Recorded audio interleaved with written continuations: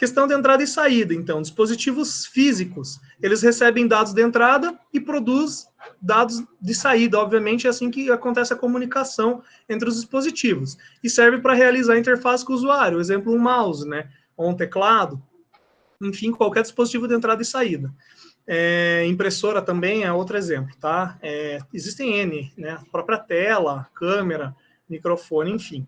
O sistema operacional, ele realiza o gerenciamento por um subsistema de entradas e saídas. Então, alguns softwares de entrada e saída independem dos dispositivos de entrada e saída, ou seja, eles são genéricos, tá? Podem ser genéricos. Outros softwares e estruturas, como o driver de dispositivos, eles são específicos para dispositivos de entrada e saída particulares. Então, você vai ter alguns que são específicos de um determinado fornecedor e só ele vai poder fornecer aquele driver.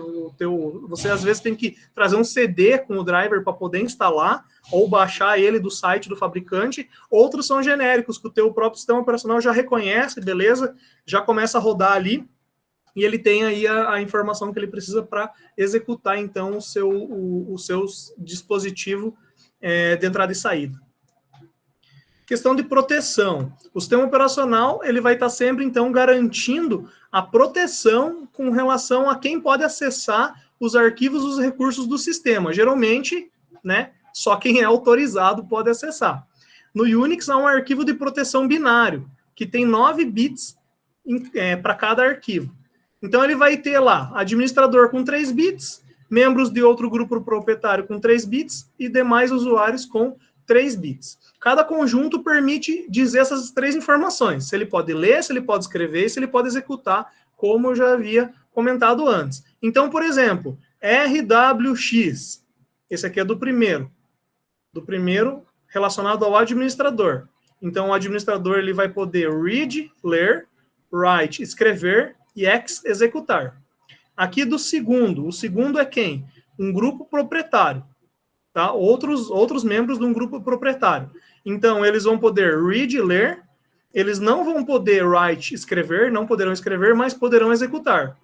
E aí, e daí os demais usuários, que são os usuários comuns, eles não vão poder nem ler, nem escrever, só vão poder executar aquele arquivo, esse terceiro conjunto. Então, o administrador lê, escreve, executa, os membros leem e executam, e os demais somente executam e buscam e fazem buscas internas. Então, essas características de proteção, elas evitam o quê? Acessos indevidos, como intrusos, pessoas não autorizadas, vírus, enfim, qualquer pessoa ou dispositivo ou processo que não tem autorização não vai poder fazer acesso ou até mesmo leitura daquele determinado arquivo.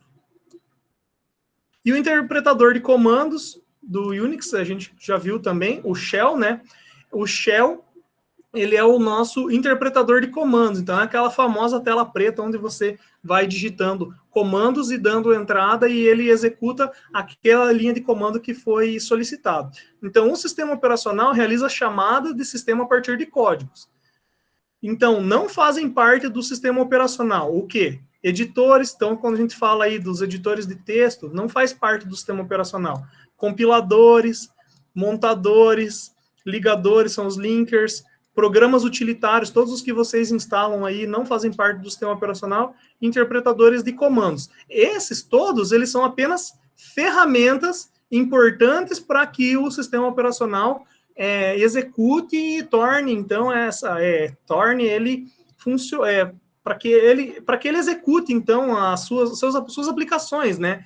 Mas eles não são essenciais para a existência do teu sistema operacional, tá? Eles não fazem parte do teu sistema operacional. Eles são ferramentas para a execução do teu sistema operacional, tá?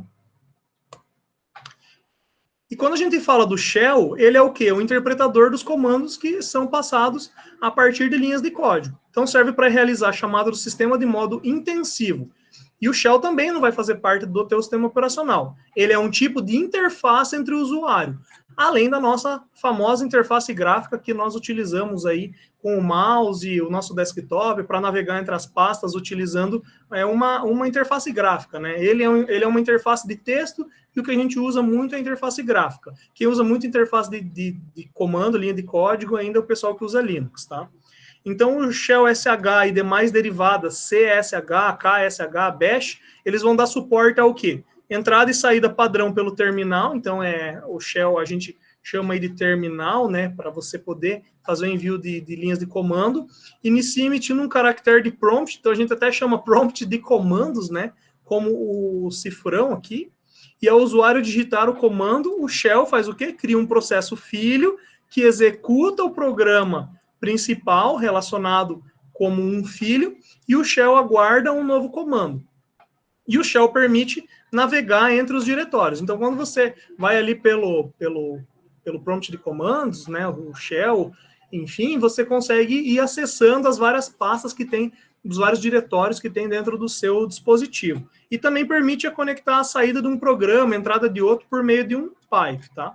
Então, concatenar 3 arquivos de ordem alfabética, enviar uma saída impressora, você pode fazer utilizando somente comandos. Então, você vai lá e dentro de uma pasta, você identifica 3 arquivos e você manda concatenar os 3 com linhas de comando, ou seja, juntar esses 3, né, colocar eles em sequência, e aí depois de colocar eles em sequência, você manda os 3 para serem impressos em sequência em uma impressora. Por exemplo, é uma aplicação que você tem aí dos comandos Unix, né, ou utilizando aí o Shell.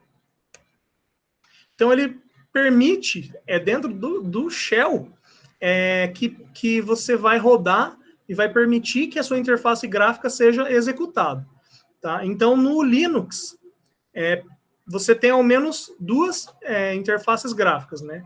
O Gnome aqui, né? O Gnome, e o KDE, ou nenhuma. Você pode também fazer apenas utilizando o terminal ali os seus comandos, tá?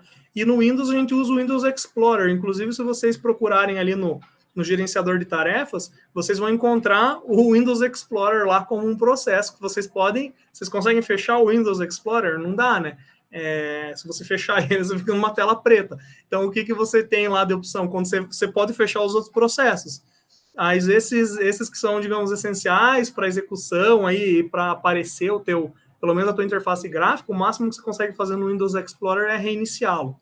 Então, ele vai fornecer a tua área de trabalho aí, que é a nossa interface gráfica padrão. E um programa, ou você pode usar algum outro programa aí que faça a mesma função, tá? Por exemplo, alterando alguns programas no registro, e isso é meio as pessoas acabam não fazendo, porque você já tem aqui uma interface gráfica padrão, né? Não é que nem no Linux que você tem ali 2, pelo menos, né? Então, a gente acaba utilizando a interface que vem com o próprio Windows, que é o Windows Explorer.